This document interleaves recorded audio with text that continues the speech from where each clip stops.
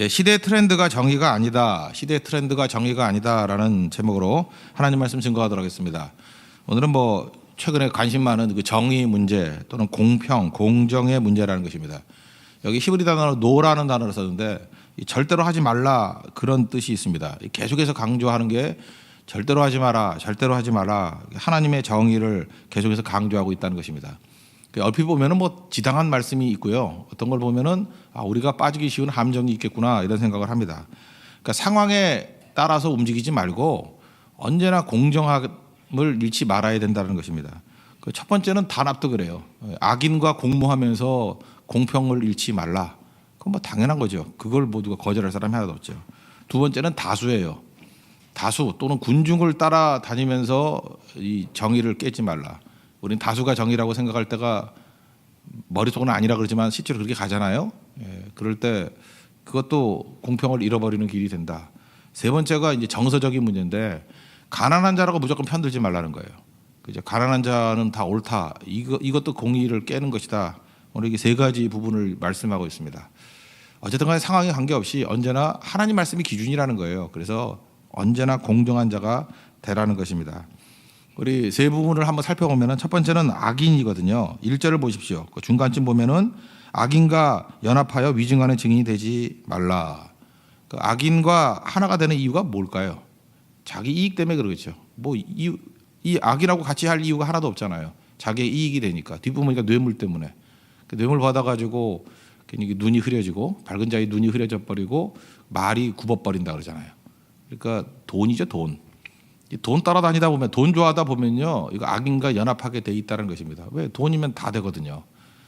우리 그 어린애들 이렇게 인터뷰하는 걸 보면은 옛날 같으면 그냥 꿈에 젖어가지고 그냥 좋은 거 되겠습니다 이렇게 얘기를 하는데 다 돈과 연결되는 거예요. 돈 많이 벌어서 뭐 될래요? 돈 많이 벌어서 뭐 할래요?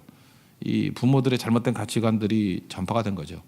돈 많이 벌어서 만약 이게 목표가 된다 그러면 방법은 관계가 없다기보다 약해지잖아요. 그러다 보면은 악인이냐 선인이냐 이게 기준이 아니에요. 돈이거든요. 그러면은 악인과도 얼마든지 연합할 수 있는 길이 열리게 되고 여러분의 자녀들이 감옥에 들어가 있는 것을 보게 될 가능성이 크죠. 그렇잖아요. 지금 사회가 기준이 하나님의 말씀이 기준이 되지 아니하고 돈 많이 버는 게 기준이 돼버리니까 김영란법 이런 게 나온 거 아닙니까? 그죠? 청탁 방지법. 청탁이 된다는 거 아니에요. 청탁이 말로 청탁을 하겠어요? 돈으로 청탁할 가능성이 크죠. 그것도 인사치레 정도가 아닐 거 아닙니까? 엄청나게 쓰는 것들을 통해서 그런 일이 벌어지게 된다는 것입니다. 하나님 앞에서 옳은 것이 아니다. 이걸 우리에게 보여주고 있다는 거예요. 그러니까 우리가 하나님 앞에서 언제 진실해지느냐? 우리가 다 죄인이니까 다 진실이 없죠. 근데 언제 가장 진실해지느냐? 하나님 앞에 모여서 예배드리고 기도하고 선교하고 그때가 제일 진실할 때예요. 그 목사는 그래도 나름대로 제일 진실할 상황에서 보는 거죠. 그러니까 하나님 앞에 섰을 때만 진실한 거예요. 하나님을 떠난 사역자들도 진실을 잃어버리더라고요. 언제나 주님 앞에 갔을 때.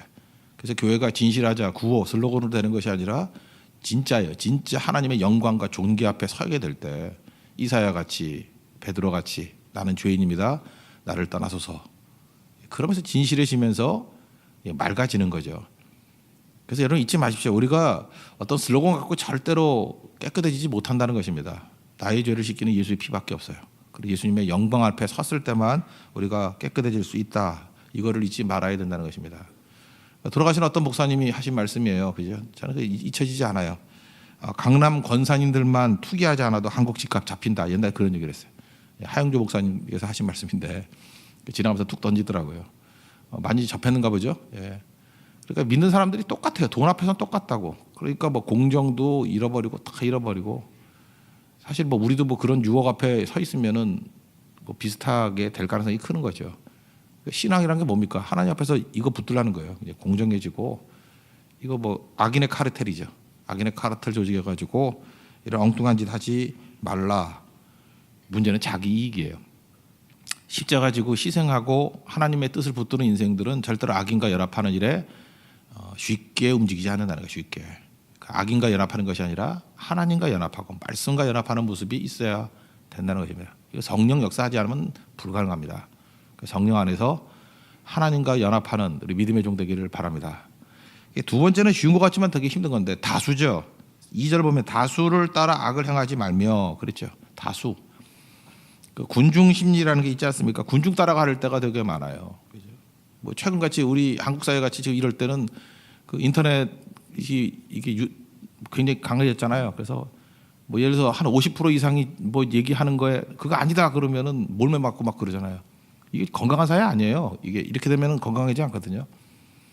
예수님도 그 다수결에 의해서 십자가에 못 박히셨잖아요. 우리도 그 중에 하나가 될 가능성이 크다고. 이거 되게 조심해야 된다고. 인간은 사회적 존재거든요. 중고등학교 애들 이제 보면요, 너 이렇게 못된 짓 왜 하냐 그랬더니 솔직한 얘기 이거예요. 내가 여기서 벗어나 가지고 약한 애 편 들면은 나도 왕따 당한다는 거예요. 축소판이에요.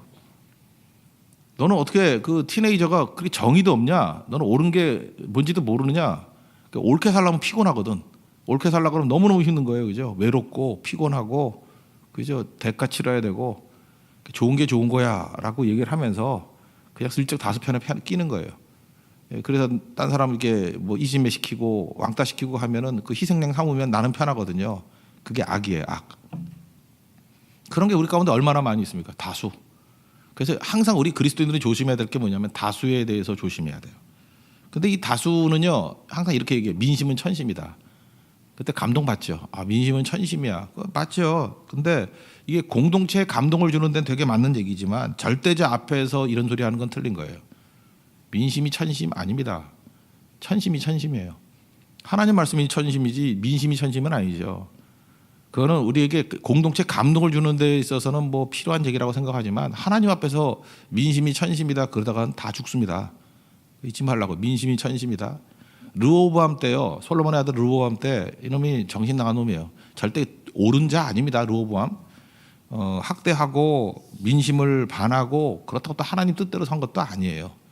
그래서 민심이 이반이 됐어요. 그때 나온 게 여로보암이거든요. 여로보암이 나와가지고 이제 모든 걸 좌지우지 하는데 성경은요 르호보암을 지지하지도 않지만 여로보암이 옳다고 말하지도 않아요. 여로보암은 오로지 다수거든요. 다수가 자기를 따랐어요. 그래서 정의를 독점하는 거예요. 내가 하는 모든 건 다 옳은 거다. 여러분 잊지 마세요. 다수가 망하는 대표적인 케이스가 여로보암이거든요. 민심. 그러니까 유다 지파, 베냐민 지파는 몇 명 되지도 않고요. 유다 지파 외에는 다 떠나갔어요. 10지파. 그러니까 실제로는 뭐 대다수가 다 떠나가 버렸어요. 다수입니다. 지지받았어요. 그러니까 다수니까 정의를 독점하는 거예요. 다수가 하는 건 다 옳다라는 거예요. 그래서 했던 일이 뭐예요? 그 예루살렘에서 무슨 예배를 드리냐? 아니다. 베델과 단에서 예배 드려도 된다. 무슨 제사장만 예배 드리느냐? 아무나 세워서도 된다. 그리고 명절 7월 15일 바쁘지 않느냐? 8월 15일로 옮겨라. 그죠? 이거 다 이런 식으로 바꿔버렸어요. 그러니까 민심에 호소하는 거죠. 사람도 너무너무 좋아한 거죠. 그래, 내가 이게 답답했던 것들을 여러 번 와가지고 우리가 원하는 거 다 해주는구나. 그게 악이에요.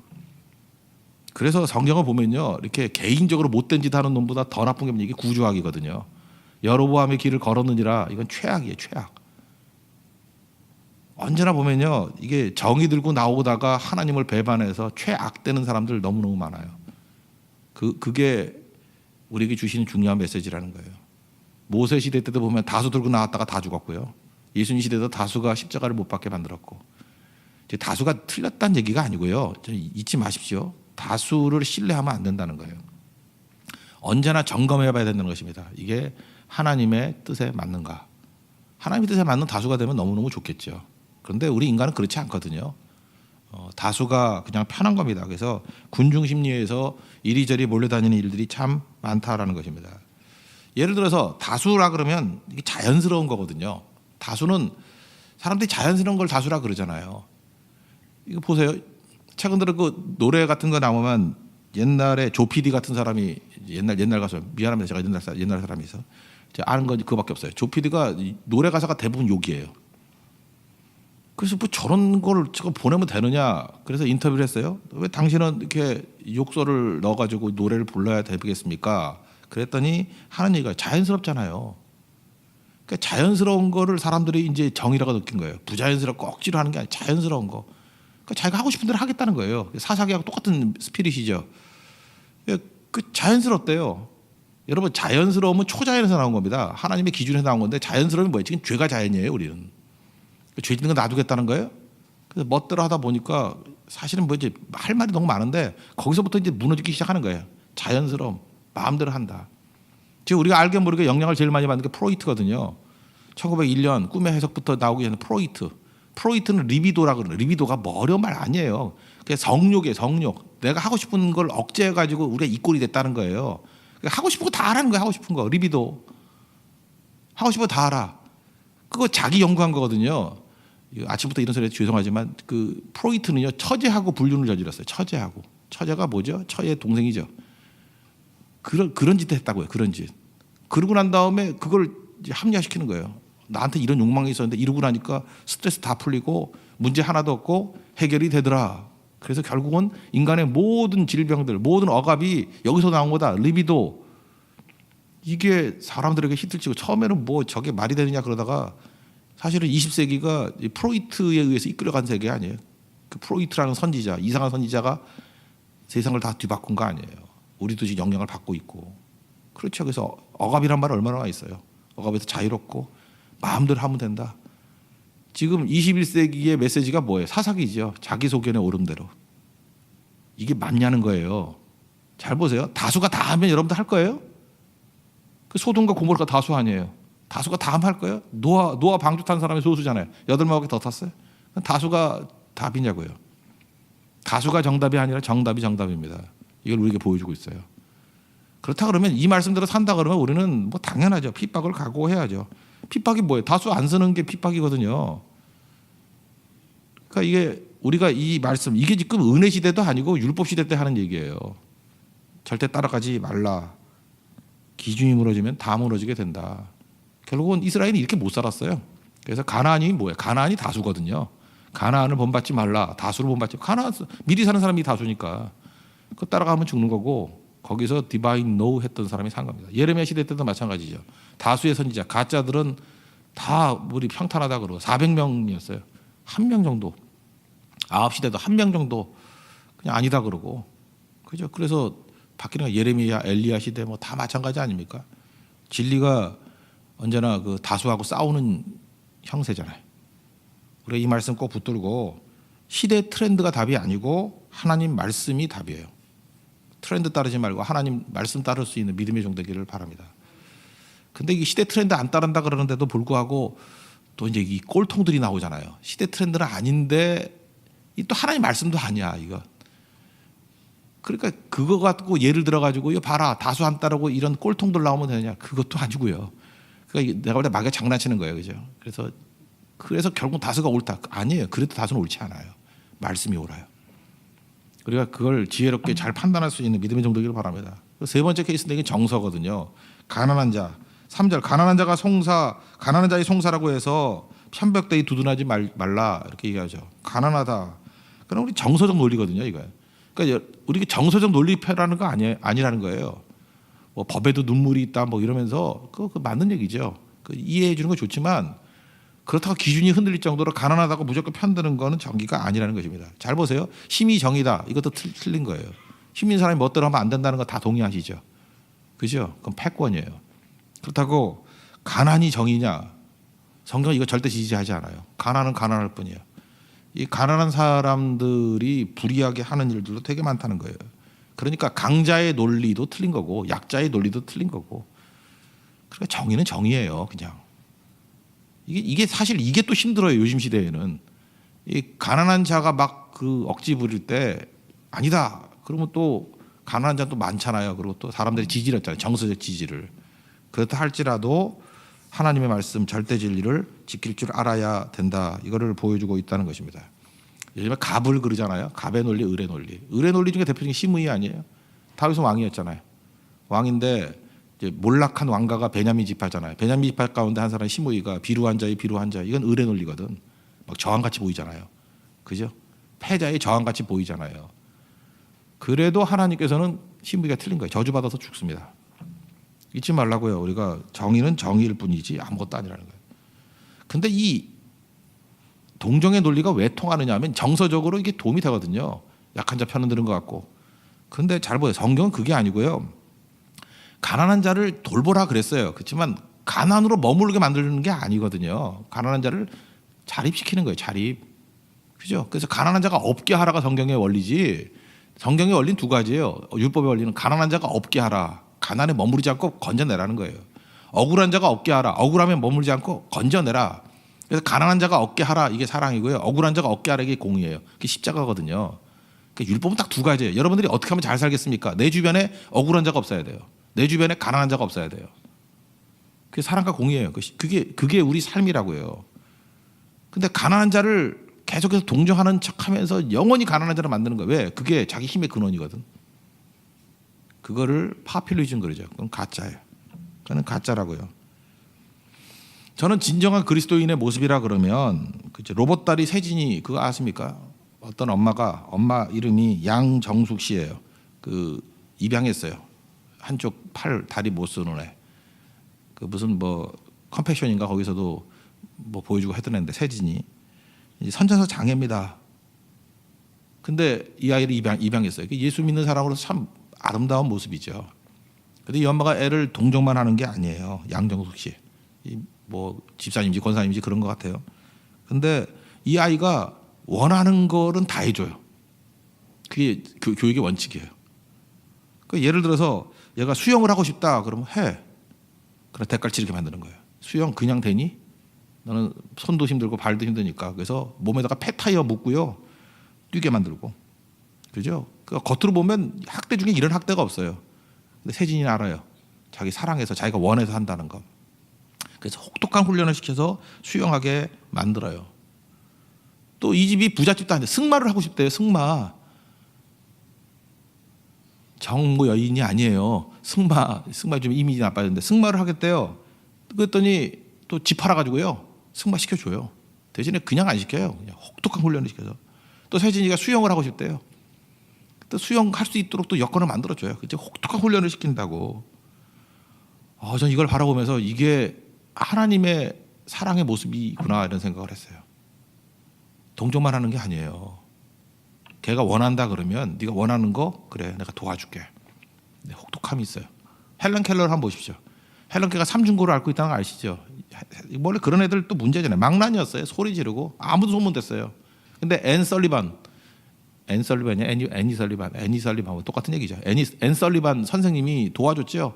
근데 앤 설리반 그 얘기를 보면요, 그냥 온정만 베푼 거 아니에요. 매질도 했어요. 거기서 보면은 요즘 같으면 말도 안 되는 거죠. 매질도 하면서 철저히 사랑을 가지고 세운 거죠. 여러분 스토리 아시죠?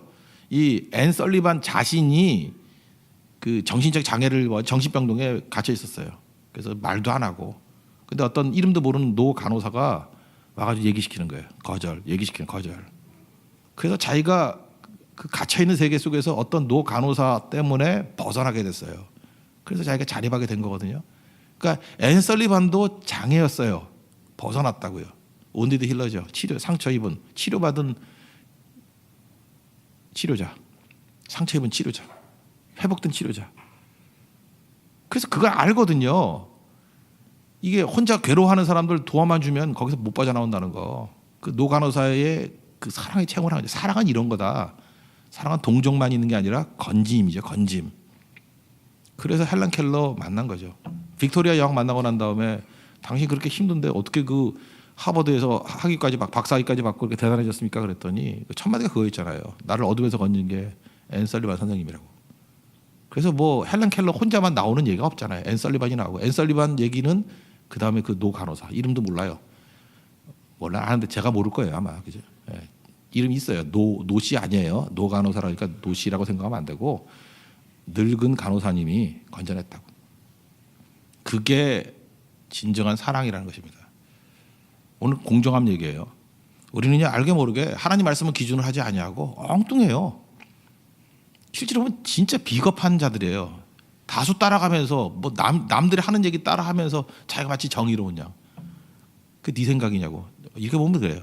어디로 가는 게 더 희생인가라는 생각입니다. 다수 따라가는 게 희생이에요. 소수 앞에 서는 게 희생이에요. 그러니까 희생이란 잣대를 놓고 보면 돼요. 뭐가 더 희생이에요? 진리 편에 서는 게 언제나 희생이에요. 다수 아니고요. 가난한 자 동정하는 거 하고 공정한 게 어느 게 더 희생이에요? 공정한 게 희생이에요. 가난한 자 돕는다 그러면 다 정서적으로 도와줘요. 악인 따라가는 거 그거 쉬워요. 그거 돈 생기거든. 그죠? 이렇게 이익이 생기거든. 그거 포기하는 거 그것도 뭐 나름대로 희생이죠. 근데 우리 앞부분만 자타가 공인하는 그것만이 정의인지 알아요. 악인과 연합하지 말라 이것만 정의가 아니에요. 이거는 뭐 지당하기 때문에 더 설명 안 할게요. 대부분 우리의 정의를 무너뜨리게 만드는 것들은요. 다수 문제와 가난한 문제예요. 교회에서도 마찬가지입니다. 다수가 정답 아니고 말씀이 정답이고요. 가난하고 약자라고 그 마구잡이로 뛰는 게 사랑이 아니고요. 건전해서 건강하게 자립하게 만드는 게 성경의 정신이라는 거예요. 가난한 자가 없게 하라. 그래서 우리 모든 사람들이 다 같이 일어설 수 있는 우리 하나님의 종 되기를 바랍니다. 그런 축복이 임할 때 건강한 공동체, 빛을 발하는 공동체가 될 것입니다. 네, 모두 자리에서 일어나겠습니다. 421장 찬송하겠습니다. 421장.